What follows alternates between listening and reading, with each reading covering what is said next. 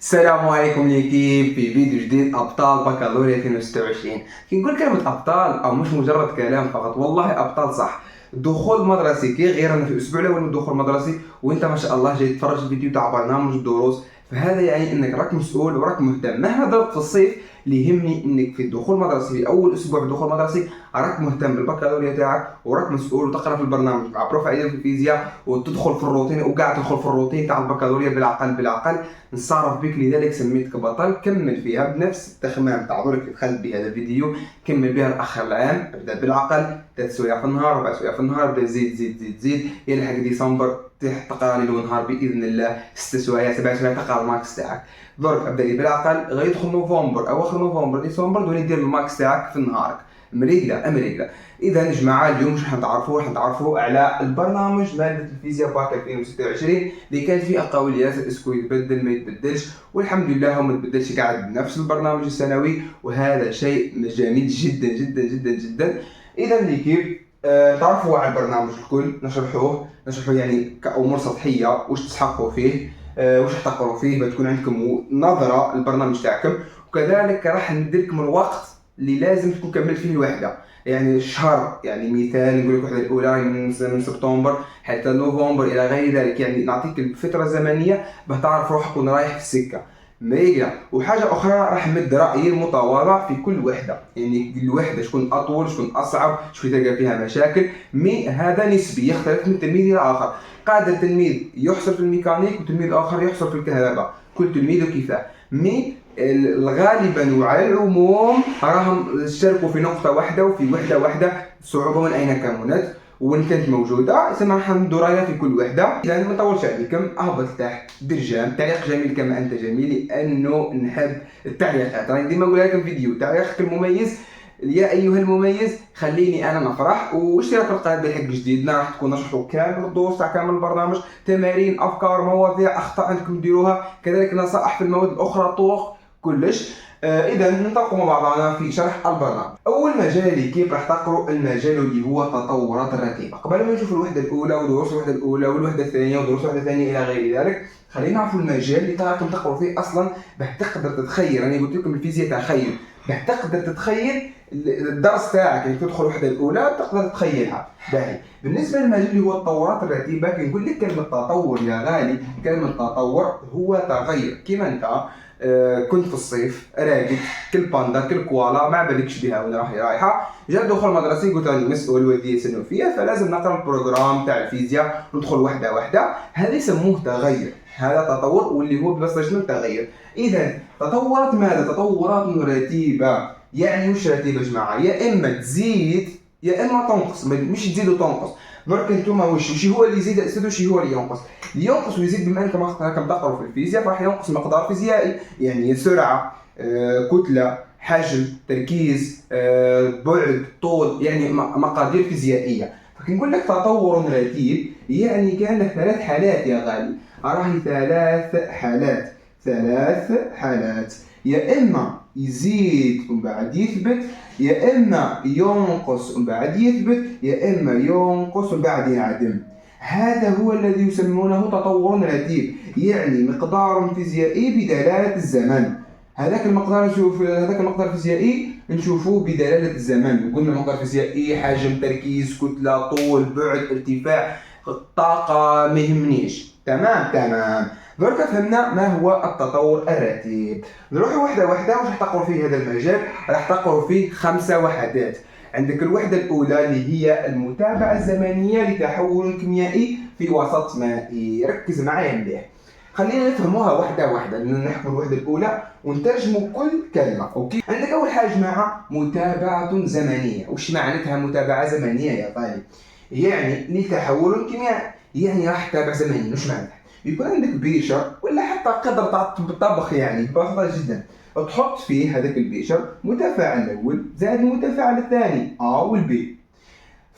يكون عندك وقت يا غالي تتابعه زمنيا. وش يعني؟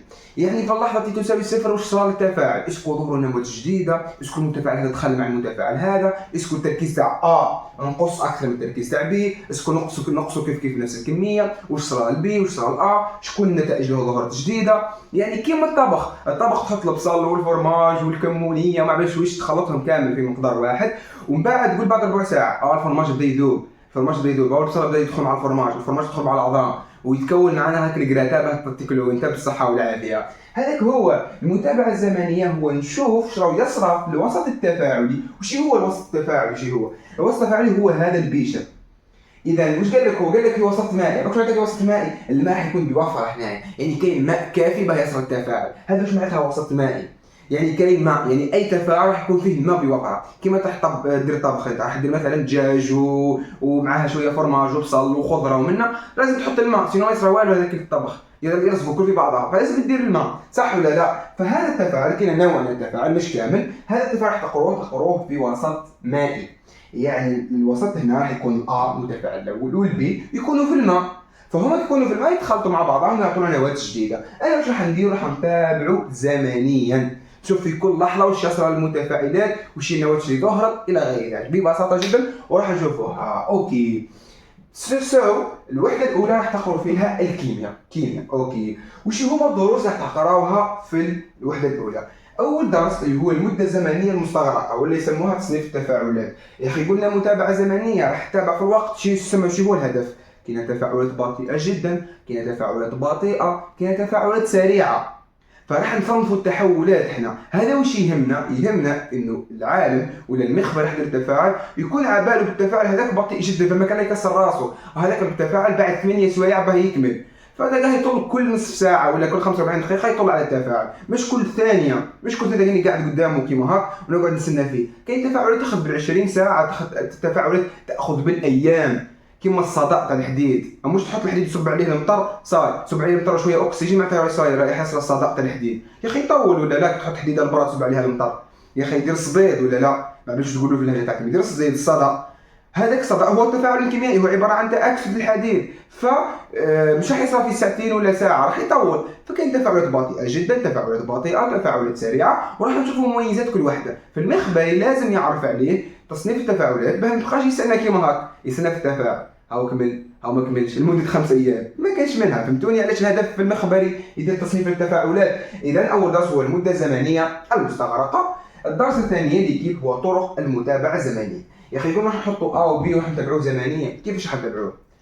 بالعيانيين نبقوا نشوفوا له برك، هاي ماهيش دقه هذه وتطول والتعب. لكن طرق طريقه مثلا المعايره اللونيه، طريقه قياس النقيليه، قياس ضغط غاز، قياس حجم غاز. يعني هناك طرق عديده راح نتعرفوا عليها واحده واحده، وكل طريقه عندها بروتوكول تجريبي تاعها، خطوات تاعها الى غير ذلك. باهي سرعه التفاعل. اول درس هو سرعه التفاعل. نحسب السرعه تاعو، بما انه نتابعوا زمنيا نحسب السرعه تاعو. يا اخي نصنفوه بطيء جدا سريع، راح نحسبوا سرعه التفاعل. باهي نحسبوها كقانون، تعرفوا عليها كمفهوم، شو معناتها سرعه التفاعل الى غير ذلك. وكذلك هناك العوامل المؤثرة على التفاعل. العوامل المؤثرة على التفاعل يعني كما في الطبخ هذيك، أي حاجة شوف احنا فيزيائيا أي حاجة ندرسوها لازم نشوفوا العوامل المؤثرة عليها باه نعرف يا نحميها يا نزيد نأثر عليها إيجابيا ونأثر عليها سلبا. كما في مثلا الطبخ أنت قاعد تطيب، راح تشوف الحرارة كيفاش تأثر على الطبخ تاعك. اسكو الطبخ هذا مليح عليه انه تشعل له الحرارة ياسر باه يطيب بيان، ولا كاين انواع تاع طبخ اخرين، انواع مقادير تاع طبخ لازم تنقص فيه كيما الملوخيه تنقص له شويه النار الى غير ذلك. فهناك عوامل كثيره مؤثره على التفاعل كيما الضغط، كيما درجه الحراره، كيما التركيز تاع المتفاعلات. كذلك انك تحط بصل ياسر وتحط زيت ياسر، مش تحط زيت شويه وبصله شويه، صح ولا لا؟ فهذا هو المفهوم. مثلا تحط بصل ياسر تحط شويه زيت، يخرج الطبخ تاعنا بطريقه زي تحط زيت ياسر وتنقص البصل، يخرج الطبخ تاعنا بطريقه زي امثله بسيطه جدا. حط لي في بالك باللي الوحده الاولى هذه راني قلتها قبل في المكتسبات القبليه راهي 70% مكتسبات، 70% مكتسبات قبليه. شوف جدول الطاقه، تقدم الاعظم، تقدم النهائي، التفاعل التام، المزيج الستيكيومتري، المتفاعل المحد، كذلك قيته النقليه في الدياماني، قيته البروتوكولات التجريبيه في الدياماني. اقسم بالله 70%، واذا ما هيش اكثر، ما نقولكش 80 و90%، 70% نقصت فيها شويه، راهي مكتسبات قبليه. عبالك وش يعني هذا يا جماعه؟ شفتوا هذه الدروس اتفه من التفاهه، اتفه من التفاهه من الاخر. الوحده الاولى التمارين تاعها تافهه، عندكم فقط اشكاليه واحده هي برهان العلاقات، وراح نوريها لكم بطريقه بسيطه جدا، لانه برهان العلاقات معظم الطلبه وين يلقاو مشكله في الوحده الاولى يلقاو مشكله في العلاقات، ما الدرس ما المده الزمنيه ما الطرق ما السرعه ما العوامل. يا ودي كلش قلت لك انا، قلت لك 70% مكتسبات، تفهم التفاهه سهله خلاص، من اسهل الوحدات في البرنامج. فالعلاقات هي الاشكاليه الوحيده اللي لقيت الطلبه يعانوا منها، يقول لي يا استاذ كيفاش نبرهن علاقه الى غير ذلك. فانطلاقا من تجربه التلاميذ السابقه وانطلاقا من تجربتي، فالعلاقات هي اشكاليه صغيره خلاص. وعلاش اشكاليه؟ لان التلاميذ ما يعرفوش المنهجيه المعينه باه يبرهنوا العلاقات. فنعطيكم كيفاش تبرهنوا العلاقات واحده واحده، منهجيه تمشي بها دائما باذن الله. اذا لكن الوحده الاولى هذه انا نعطيك وقت، بصح مش اوبليجي تكملوا في هذا الوقت، قادر تكملوا قبل قادر تكملوا بعد، مش لازم روبوت وكمبيوتر تكملوا في هذا الوقت. المهم انا نعطيك، انت دخلت في سبتمبر، نفترض انك سبتمبر تكمل تقرا شويه مكتسبات، فعندك من 1 اكتوبر، من 1 اكتوبر حتى يا غالي نوفمبر شهر، اقسم بالله لو كان زير لي روحك اكتوبر حتى نوفمبر الوحده الاولى صاي. الوحده الاولى راك فاهمها وحليت عليها يا مريم، حبس قلت لي من 1 اكتوبر 1 نوفمبر شهر، استاذ ما عادش نشوفها من بعد صاي، ما عادش نقرا مكتسبات الوحده الاولى. غلطه كبيره عندك تقع فيها. نقول لك من 1 اكتوبر 1 نوفمبر يعني تكمل الوحده الاولى، عندك شي يعني هذا؟ يعني يلي كيف انك تدخل للميكانيك تقرا دروس الميكانيك، بصح الوحده الاولى دائما تقعد تتبع فيه. كيفاش يا استاذ؟ فرضا انك 1 نوفمبر صاير قريت دروس كامل وحليت، نقولوا العدد تاع التمارين 12 تمرين بفكره مختلفه، 12 تمرين ولا 15 تمرين بفكره مختلفه. نقدر نقول لك بلي تدخل الميكانيك بصح تمارين الوحده الاولى يقعدوا يتبعوا فيه. فمثلا انت في نوفمبر صاير قدرت واش قلت، كملت دروس حليت 15 تمرين بافكار مختلفه ودخلت الميكانيك. شفتوا ولا تقرا في الدرس الاول تاع الميكانيك وتقرا فيه على اليوتيوب ولا على الكور ولا على استاذ قاسم، راك تروح للدار في نفس الوقت تحل زوج تمارين تاع الوحده الاولى. مثال انت عندك مهمه باللي تقرا درس ميكانيك يا غالي. كي تقرا درس ميكانيك لازم دير مهمه اخرى في نهارك، انك تحل زوج تمارين ولا 3 تمارين وحده اولى يا ليكيب، فهمتوني؟ فدائما ومن بعد تدخل الوحده الثالثه الظواهر الكهربائيه، تقعد تمارين الميكانيك وتمارين الوحده الاولى يتبعوا فيك. حتى في جانفي فيفري تقرا درس كهرباء وتحل زوج تمارين ميكانيك وزوج تمارين وحده المتابعه الزمنيه، فهمتوني؟ فكي نقول لك تكملها في نوفمبر تقعد التمارين تاعها تتبع فيك الاخر العام، وعندك تنقطع عن الوحده اللي قريتها في كل المواد الاساسيه ولا المواد الثانويه. في كل المواد عندك تنقطع عن الوحده اللي قريتها قبل. على هذيك يلحق الفيفري جانفي تلقاهم التلاميذ يقولوا لي المشكله تاعهم سيد والله نسيت كلش واش قريت الفصل الاول. علاش؟ لانه انقطع عليها، حط روحه كي يقراها ويحل 15 تمرين صاي ما ترجع لها، لا تقراها تفهمها تحلها 15 تمرين، هذا شيء يعني انك تدخل لوحده جديده، بصح تقعد الوحده الاولى تتبع فيه. تمام. بالنسبه للوحده الثانيه في المجال الاولي كيف اللي هي تطور جمله ميكانيكيه، كنا مع الشيمي الكيمياء، راح نروح مع الميكانيك.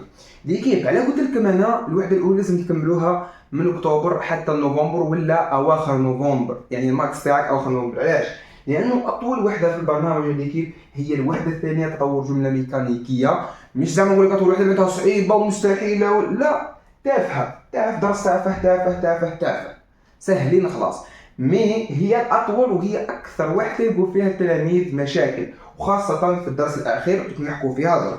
شوف يتناف قاعد قلت لك كمل في نوفمبر باه تلقى راحتك مع الميكانيك. هي وقتاش تولي صعيبه كي تكون مضغوط، كي تكون روطار ومضغوط ومنه تولي تخاف ومنه تولي ما تقراش قد. مي كي تلقى راحه في نوفمبر دخلت الميكانيك راك جوك احلى جو، راك جوك جميل جدا، فهمتني؟ فنروح مع بعض الدروس باللي شفت كنت خليكم تفرق بين الوحده الثانيه تاع الميكانيك واش قريتو ميكانيك والدياماني. في الدياماني كنتوا تقروا يا ليكيب حول الطاقات، يعني مثلا السيلو كيما نحطوه هنا، ستيلو كنحطو هنا. هذه الطاقه تقرا فيه تغير الطاقات، طاقه تقول واش عنده كاين واش كاين طاقات، تحديد الطاقات اللي موجوده كي هو يهبط ستيلو. بما انه كاين ارتفاع باعتبار الجمله جسم زائد ارض، فتولي هناك طاقه كامنه ثقاليه. وكي يهبط راه تحرك الستيلو، ولد عباره عن طاقه حركيه، قلت تتحرك طاقه حركيه، تقرا انخفاض الطاقه، يعني تقرا بالطاقات الزماني، معدل انخفاض الطاقه وغيرها. ولكن يلي كيف هنا راح تقروا على القوى في الباك تاعك، راح تقرا على القوى، يعني كيفاش تاثر القوى. هنا حكى الستيلو ونهبطوا واش هي القوى المؤثره عليه، راك فاهم واش هي القوى المؤثره عليه. عندك قوه الثقل، قوه الثقل الجاذبيه، شكون هبطوا لتحت؟ قوه الثقل اللي هي الجاذبيه على الارض، صح ولا لا؟ لانه في الفضاء تحطوا لقاه ما كانش جاذبيه لقاه يطير، صح ولا لا؟ كذلك كيأثر عليه كيما هاك. انا مشى على الكليماتيزور كما قلت لكم، الكليماتيزور تاثر عليه الهواء، ياثر عليه الهواء كذلك تاع الكليماتيزور، حتى ولو كان بصفه قليله فخلاص. لو انا تخيل معنا كجارح قوي كي يهبط، ما يهبطش هاك، يهبط هاك ياثر عليه الريح ويهبط، صح ولا لا؟ ياثر عليه السقيوه.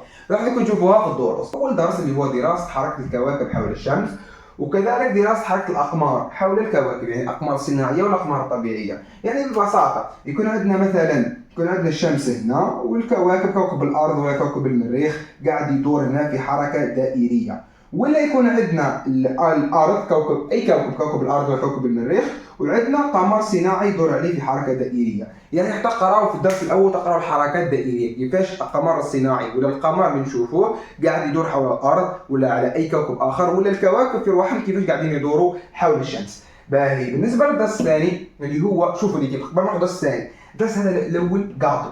شفت قاطو النقطه تاعو مضمونه، النقطه تاعو مضمونه. دراسه حركه الكواكب حول الشمس ودراسه حركه الاقمار حول الكواكب يحبوه التلاميذ. ما كاينش تلميذ قراه ما حبوش ويحبوا يجي في الباك، تافه. النقاط تاعو مضمونه في الباك. باهي وعلاش يا جماعه؟ شوف كي نهضر هضره مش نهضر فيها هكاك فقط، اللي كيف علاش قلت لكم بلي الوحده الثانيه اللي هي تطور جمله ميكانيكيه مهمه جدا، وقلت لكم لازم تعطوا لها وقت مليح. علاش؟ لان يا جماعه الوحده الثانيه اللي هي الميكانيك تاتي في الموضوعين نهار الباك. الموضوع الاول تلقى فيه الميكانيك، والموضوع الثاني تلقى فيه الميكانيك. ما عندك وين نهار مثلا تلقى دراسه حركه الاقمار في الموضوع الاول، الموضوع الثاني يحط لك قذيفه. يعني الموضوعين في زوج اكزيست الميكانيك. راك فاهم معايا؟ الميكانيك مهم جدا. على هذيك قلت لك مد الوقت من نوفمبر وروح، لازم نوفمبر تدخل فيه على الاقل بشويه. اوكي فنكمل معنا مع الدروس. الدرس الثاني اللي هو دراسه السقوط الشاقولي الحقيقي للاجسام في الهواء زائد السقوط الشاقولي الحر. عندنا سقوط شاقولي شو ها ستيرو اوب، سقوط شاقولي يعني عمودي. كاين سقوط حقيقي، يعني شنو حقيقي؟ شفت القوى تاثر عليه. مثال عندي هنا القلم واش اثر عليه؟ اثر على الجاذبيه، واش حاجه خلاته تهبط؟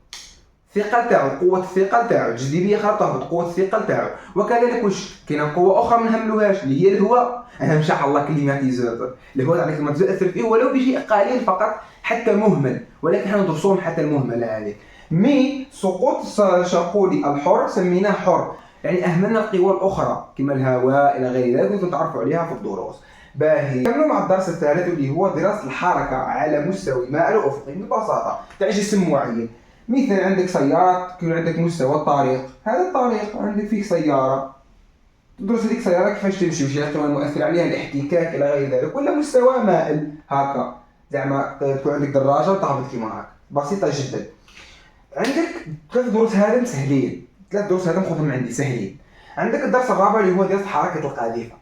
دراسة حركة القاذيفة يا جماعة هذه هي الإشكالية اللي فيها التلاميذ، وهي سهلة خلاص، ما كلش إشكالية. هاي قاذيفة، هاي الخليفة يعني قذف، عباره عن قذف. كيما نحكي الجله كيما هاك ونرميها تروح كيما هاك وتهبط ببساطه جدا. انا حنا ندرس واش هي القوى المؤثره، واش هي وعلاه المسار كيما هاك، علاه مش هاك مثلا. اذا هناك حالات معينه نحن ندرسوها وهي بسيطه جدا. لانه علاش بسيطه جدا؟ لانك تتخيلها تفهمها صاي.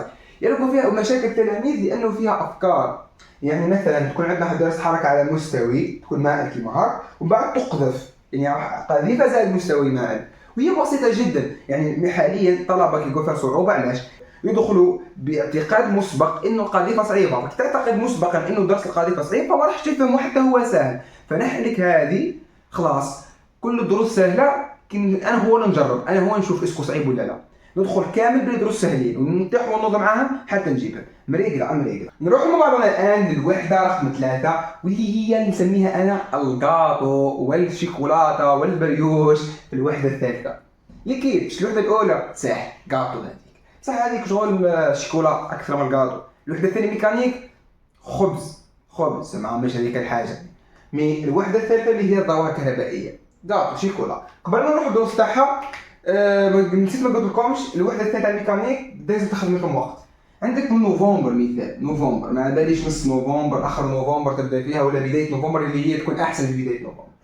من نوفمبر حتى اواخر ديسمبر ولا حتى اللي كان يدخلوا في جونفي كي يدخل في جونفي حتى عطلة الشتاء تلقاه يقرا فيها الميكانيك نورمال خلاص. لو كان تجي عطلة الشتاء وانت تقرا في القذيفه اللي هو الدرس الاخير تاع الميكانيك كما شفنا جميله جدا مريقله.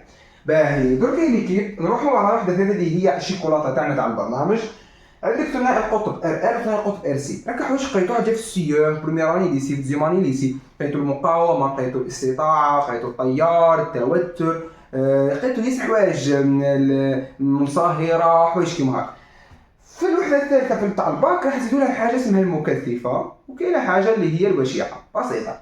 على هذه كلها ثنائي القطب ار واش هي المقاومه مثلا نرمزوا لها ار والان اللي هي الوشيعه. راح تقرا ثنائي القطب ار سي اولا عفوا راح تقرا ار سي من بعد تقرا ار يعني ثنائي القطب مقاومه مكثفه مقاومه وشيعه. واش معناتها عندك ذره راح تكون فيها مقاومه ار وراح تكون فيها وشيعه سي ومن بعد يحط واش يحب يحط مولد يحط قاطعه يحط الى غير ذلك. المهم الذره راح تكون فيها المقاومه والمكثفه. وعندك ثنائي القطب ال يكون مقاومه وتكون هنا الوشيعه تاعنا لابوبين ببساطه فهمتوني. فقادر كاينه افكار يدير لك ال سي تحط مع بعضها مثل هذه افكار مش من الاساس هو ثنائي القطب ال سي ثنائي القطب ال عفوا. بالنسبه للوحده الرابعه هي اللي هي تطور جمله كيميائيه نحو حاله توازن. زعما واش الفرق بين الوحده الاولى؟ الوحده الاولى راح تقروا تفاعلات تامه اللي هي راح تكون 90 ولا 80% منها تفاعلات اكس ارجاع مش الكل. يعني معظم الامثله تقراوها على هذه يقول لك ساعات كاين اساتذه ولا كاين تلاميذ يقول لك نقرا الوحده الاولى تاع اكس ارجاع. علاش يقول هي مش اسمها الوحده اكس ارجاع اسمها المتابعه الزمنيه صح ولا لا؟ مي يسموها اكس ارجاع لانه معظم التفاعلات تقراوها تفاعلات اكس ارجاع مش الكل لا. فراح تقروا تفاعلات تامه في الوحده الاولى. اما التفاعل في الوحده الرابعه راح تقروا تفاعلات غير تامه. يا اخي قلت لك تطور جمله كيميائيه يعني تغير جمله كيميائيه. يقول لك جمله كيميائيه متفاعله على نواتج هذه هي جمله كيميائيه نحو حاله توازن. الفرق في الوحده الاولى كي ندير ا زائد بي يعطينا سي زائد دي راهو يتم التفاعل يا يختفي الأ ويعطينا سي ودي ويقعد شويه من بي يا يختفي البي ويقعد شويه من ا ويعطينا سي ودي نواتج جديده ولا يختفوا في زوج ويعطونا سي ودي. ولكن التفاعلات تاع التوازن يلي كيف يعطيكم عندنا ا وبي ولكن كاين واحد الرمز يسموه رمز التوازن. هذا واش يعني؟ شفت الاول بي كي يتفاعلوا مع بعضهم يعطونا السي والدي. السي والدي هذا يتفاعلوا مع بعضهم يا اخي موجودين في نفس البيشر هما ا زائد بي يعطونا سي زائد دي. ما كاين حتى شيء يكمل ما كاينش والو يفض. الا والبي يتفاعلوا يعطونا السي والدي السي والدي يعاودوا يتفاعلوا يعطونا ا والبي يلعبوا مع بعضهم تقعد التوازن. شغل التفاعل شغل توقف وهو ما توقفش.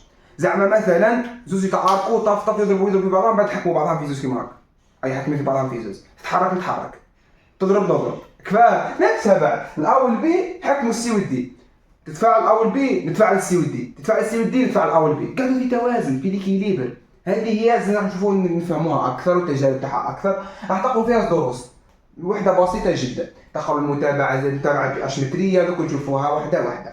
باهي عندك الوحده الخامسه تحولات نوويه. هذه حاجه جديده بالك قبل في سنوات خاصه في السنه الاولى قريتوا العدد الذري العدد الشحني قريتوا شويه المستويات تاع الطاقه كالام هذيك شويه برك. بصح تحولات نوويه تقراو حاجه جديده كليا كما التاريخ تقراو فيها دروس.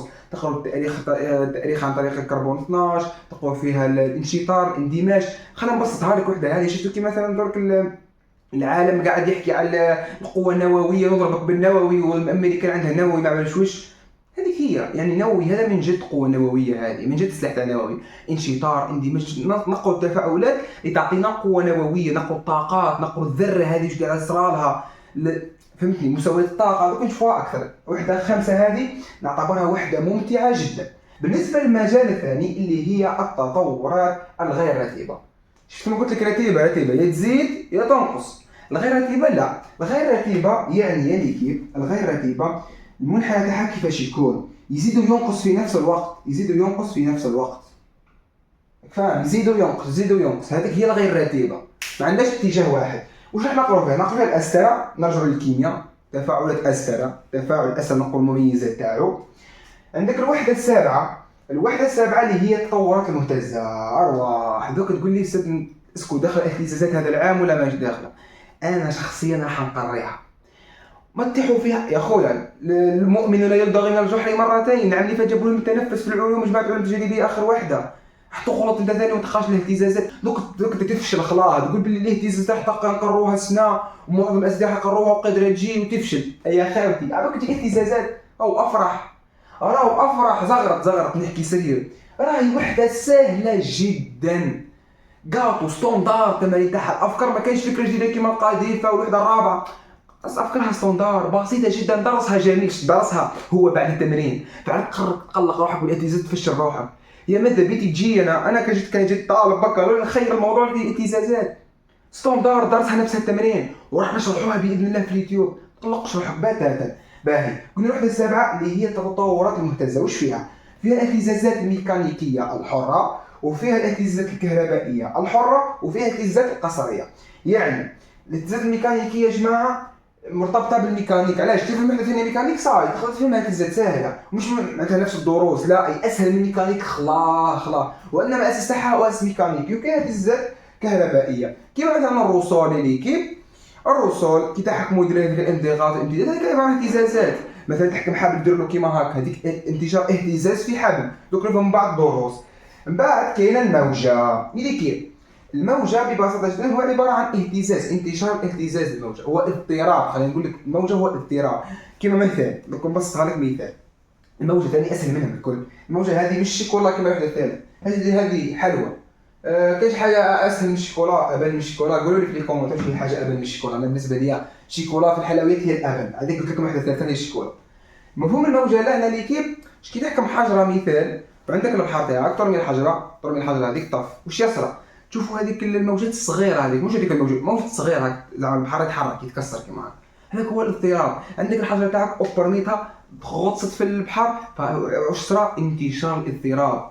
البحر كان لاباس عليه تحكمت حجره هبطت الحجره، راك درت له اضطراب. كيما واحد مثلا يضربك نفسيا، انت قاعد لاباس عليك يغشمك بكف شبيه تضرب في راسك، شبيه يضرب فيه هذا نفس الحجره اوب هبطتها في البحر دارت اضطراب.